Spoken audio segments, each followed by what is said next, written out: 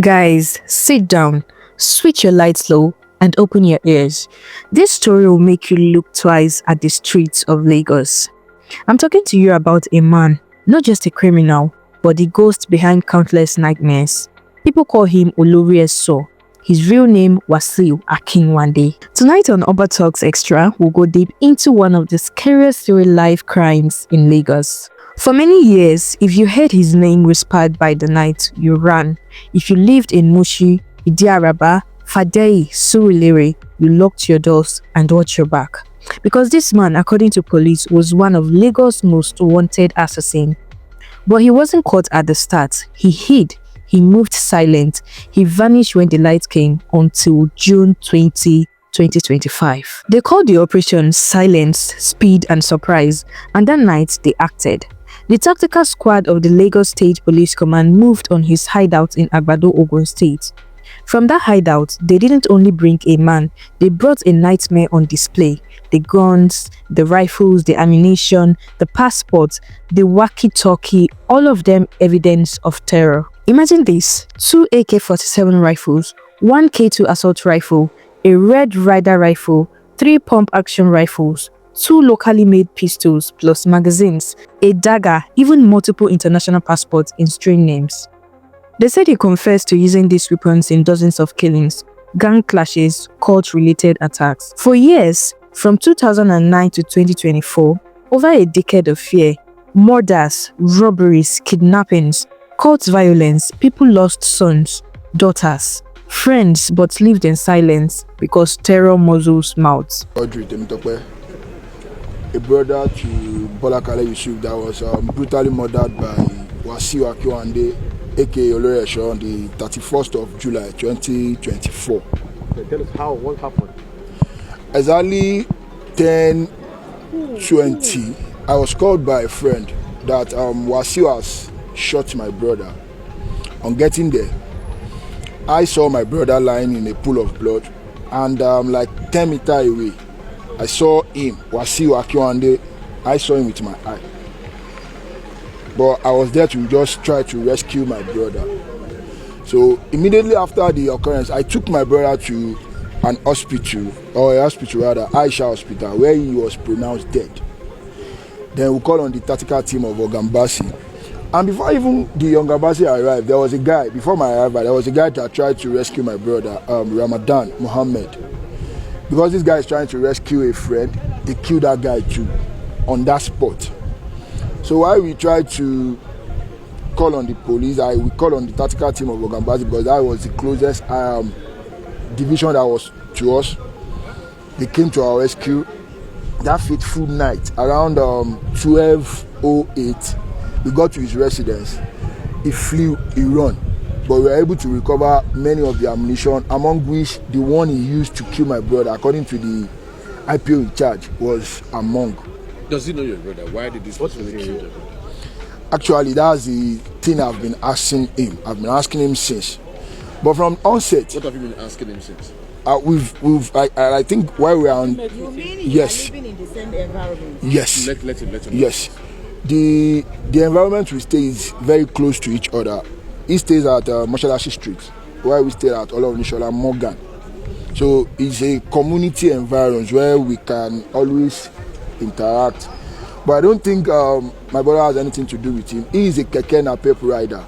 My brother is a keke napep rider and the vice chairman of his pack.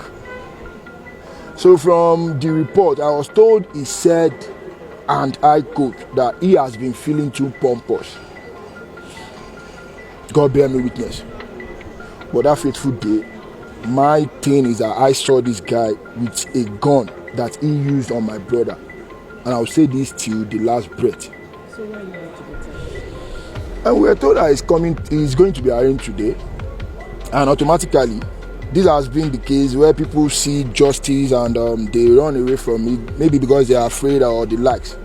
I am here to tell the world I saw him, and he is the mother of my brother and Ramadan. How's he been? Without your brother, all this last one.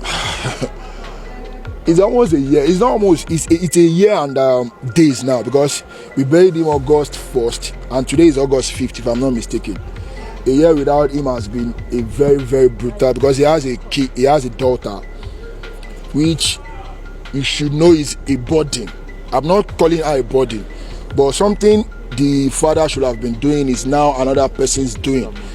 And again, what the person he killed, I would say it is the, let me say, among the 5 children my parents give birth to, everybody knows he's the closest to me. So this is why I'm always at the top of this game.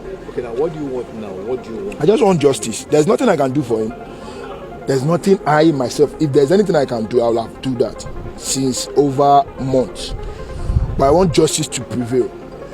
From sources, he has been doing this, he has been doing this, he has been killing. He's not just I don't need to say he's a mistake killer. Yeah, he's a serial killer according to research.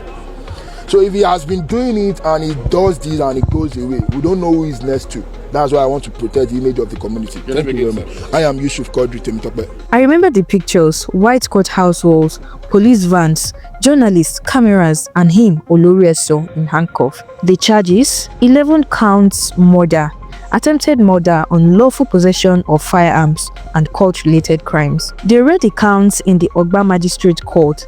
They read incidents: the murder of 2 men in July 31st, 2024, the alleged killing of a 10-year-old girl in December 9, 2010, and other gang killings, shootings, and clashes. When they finished, the court remanded him to the correctional center at Kirikiri. But many watchers, including myself, asked, is this the end or just the beginning of unmasking a network? Because this isn't a small deal. We are not talking about 1 or 2 victims. Families came out, claimed him. Some say 4 families have already identified him as the killer of their loved ones. I'm here because Olori Esho killed my son on the 31st, and he shot him on the 31st of July 2024. I'm at home. Kodri called me that I should come to Aisha's hospital. I said, for what? Bola Kale's senior brother. So I went there. I saw Ramadan with blood. I said, what happened? Because I'm confused. I called the area commander. I called the Itire police station that something is happening in our area. Then we have already called this Ogabasi commander. They came there. When they came there, he ran away. They entered his home. They took our guns, because I don't know how to call it. His guns, yeah. So all what I want is, please, we need justice, because he has been doing all these things. But this one, Bola Kale and Ramadan Yusuf, we want justice on them, please. As the mother, please. how did you with that yourself? He really touched me, because he's my second born. He's 23 years old. He taught me. He's a printing. He's working at Lagos Island. He's a printing. He's a printer, yes, ma'am. People talked, communities shook, because for years they lived in fear, sometimes under the same roof of that terror king. Mushin, Idi-Araba, Fadeyi, these places became whispers at midnight. Children terrified to go out after dark, mothers praying and fathers watching shadows. And now there is hope, because the monster got caught, but justice has to come. Police already said he's not a lone wolf. He had accomplices, a gang, possibly more killers, more arms, more weapons out there. Investigations continue. The deputy commissioner in charge of SCID is leading a full probe. They are following leads, phone calls, testimonies, tracing the web that created years of pain. I called am on the 19th, say, what I do for you? He said me I dey do informant for my Yaraba. Say they do it. Informant. Oh, informant. Okay. Thank you. Can I go to the Wow. What's your name? This case shows a truth many don't like to admit. Sometimes evil lives in the open, behind a calm face, inside a building with walls. Trust can be a mask. For years, people lived in fear, but they stayed silent because fear is heavy.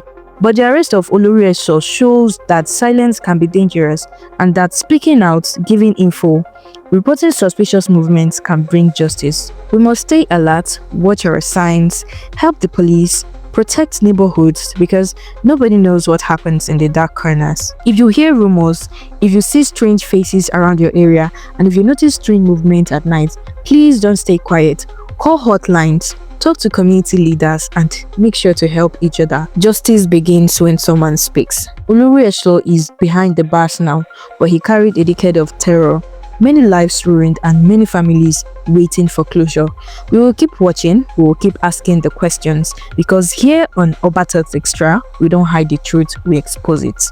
If you want more real stories like this, stories that chill your heart but open your eyes, stay with us. Subscribe, share, turn on notification buttons, and don't forget to follow us on all our social media platforms at ObaTalkz Xtra.